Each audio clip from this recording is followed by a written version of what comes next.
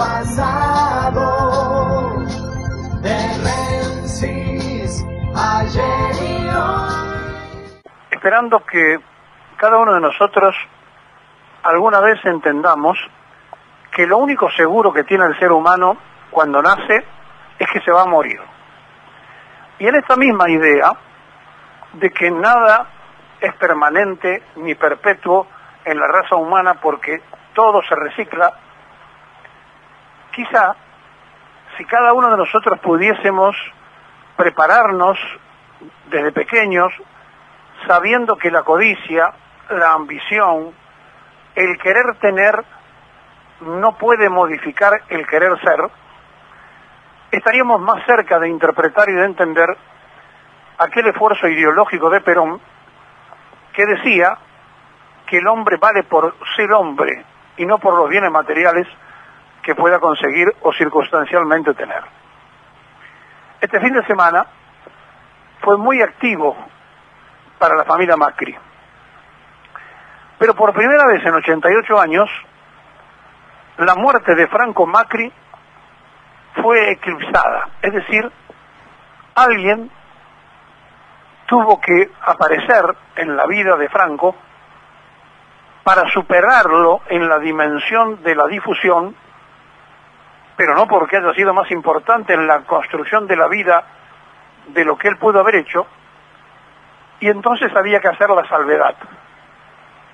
Como hay un Macri que preside la Argentina, había que agregar a la muerte de Macri que era Franco el que se había muerto. Este hecho es significativo porque hace a una realidad de la propia vida. Llegó a tener 47 empresas y al igual que el último indigente argentino, se murió. Llegó a tener un poder empresarial notable porque se hizo como proveedor del Estado haciendo negocios con todos, pero de 7 empresas que tenía cuando se produjo el último golpe contra el gobierno peronista, apareció con 47 en la época de Martínez de Oz y Videla. Y entonces todo queda sujeto a un montón de opiniones. Y como nosotros fuimos educados para siempre dar las condolencias, en una especie de aceptación de que no importa quién fue el que se murió, sino que sentimos tanto, y entonces aparece la falsedad del ser humano. Porque el que se portó bien en la vida y el que se portó mal son despedidos ambos de la misma forma. Incluso el que se portó bien en su ignota miseria y en el anonimato, quizá no tenga ni para el cajón. Y aquí empieza entonces a interpretarse la escala de valores en una sociedad individualista que permite, justamente por ser individualista, a nivel mundial me refiero, el desarrollo del capitalismo. Porque no se trabaja en una comunidad organizada, sino que se trabaja en cuánto tengo, cuánto valgo y cuánto puedo conseguir. Y después de lo que ocurrió el viernes, que ya fue muy comentado por toda la prensa, en el discurso estudiado y asesorado por expertos para que el presidente incluso volviera a darle manija a la grieta, porque ese es el negocio, porque no hay ninguna cuestión económica que se pueda usar como bandera, y todas las cosas que se prometieron en la campaña no se cumplió ninguna. Entonces, otra vez, tomando una posición casi actoral, Mauricio hizo una puesta en escena que ya fue comentada a favor y en contra según quien tenía que opinar. Pero ¿saben una cosa? Pasó un hecho que se repitió ayer, y fue el hecho de unas medidas de seguridad inusitadas, históricas. Nunca ocurrió, ni siquiera con dictadura en la Argentina, para que llegara el presidente, el principal empleado público del país, desde la Casa de Gobierno al Congreso, precedido por los granaderos, y ante una soledad absoluta, con una gendarmería que se puso a cortar la avenida más ancha del mundo y no podía pasar ni el que iba a trabajar, ni siquiera los periodistas, que le quedaba a los de televisión la cámara de un lado y ellos de otro. Pero además se hizo algo que nunca se había hecho, el cacheo a los diputados, a los periodistas, a los invitados especiales.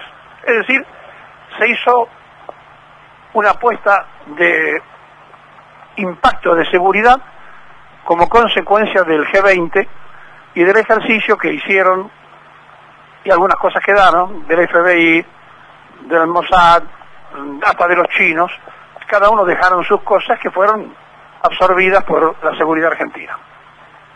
Bien, y ayer, a pesar de que el presidente había dicho que quería despedir a su padre en absoluta soledad, unas 50 personas fueron, hubo un desplazamiento de 4 camiones de gendarmería y una importante cantidad de policías de la provincia custodiando la Panamericana, porque a la altura de esta ruta está el cementerio donde fue inhumado Franco Macri.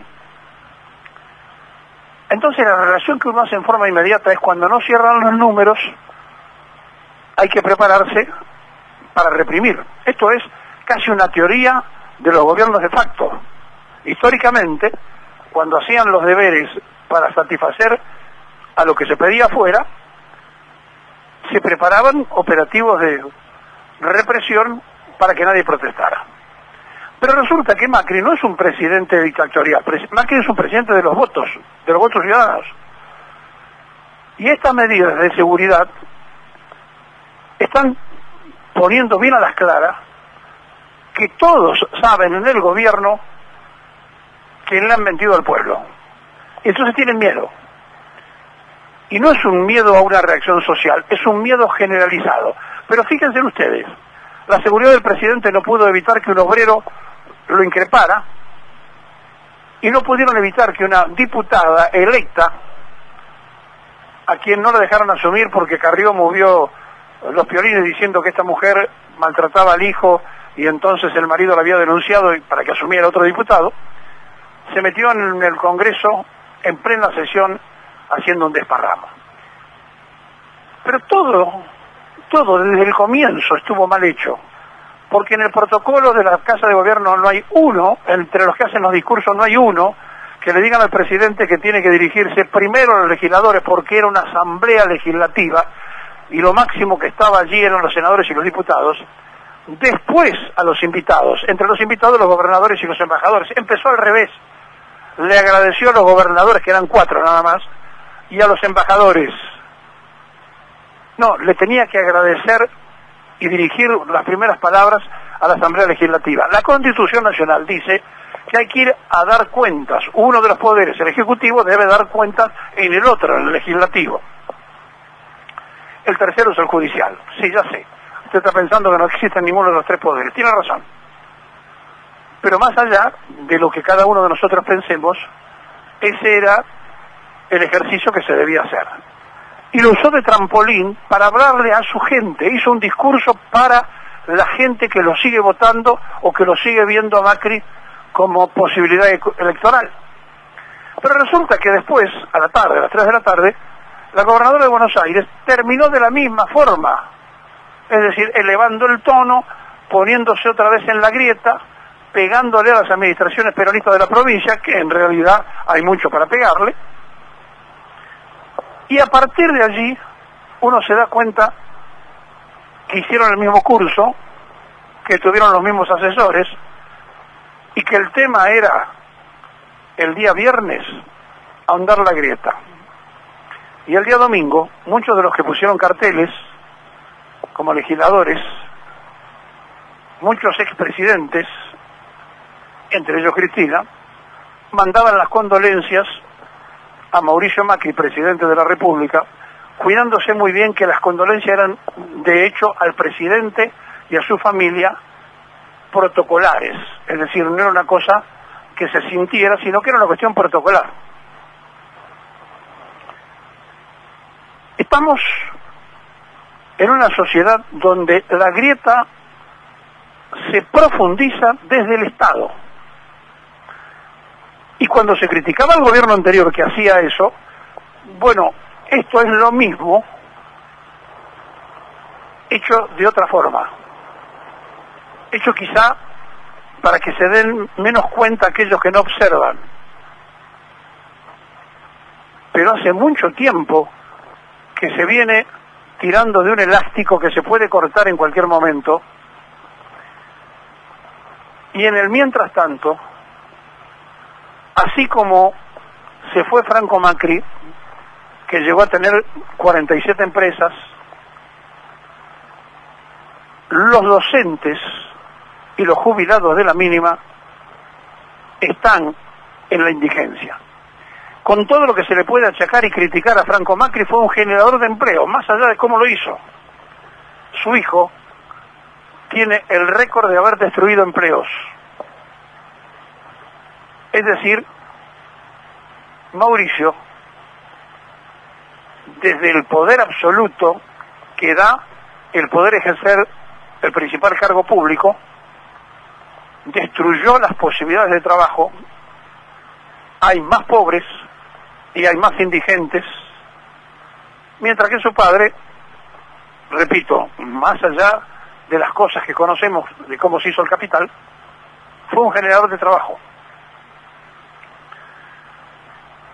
Se murió Macri, pero hay que aclarar, el que se murió es Franco Macri.